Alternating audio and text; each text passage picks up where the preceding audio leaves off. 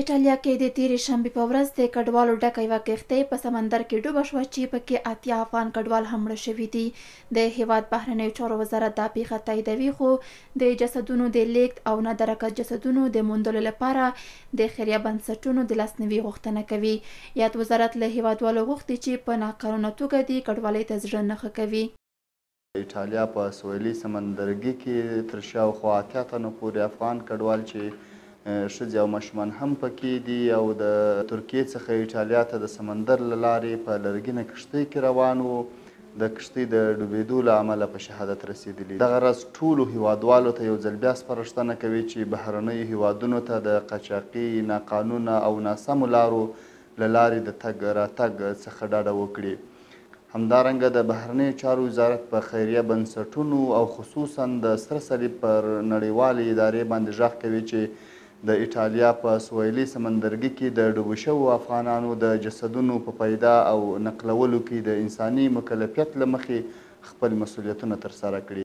حقوقي کارپوهان د کډوالۍ د اصولو په تړاو وایي چې هر وګړی د ښه ژوند لپاره بهرنیو هیوادونو کې ژوند غوره کولی شي، خو ټینګار کوي چې کډوالۍ دې په قانوني توګه وشي. دوی د افغانانو د کډوال کېدو ستر لاملونه بېوزلي، د کار نشتون او تحصیلي فرصتونو نشتون یادوي. یو په مملکت کې د بیکارۍ بحث پکې مطرح ده، بل اساسي بحث پکې ده دوی ته د هوسا ژوند خبره مطرح ده. د دې ترڅنګ هغه اصلي موخه او هدف چې د هیوادوالو ده چې له هیواده ځي کډوال کیږي، هغه د مهاجرت ژوند غوره کوي. بحث پکې د غوره تعلیم او تربیه او د تحصیل بحث پکې مطرح ده چې په دې خاطر باندې ډیری هیوادوال دې ته مخه کوي چې له هیواده بهر لاړ شي.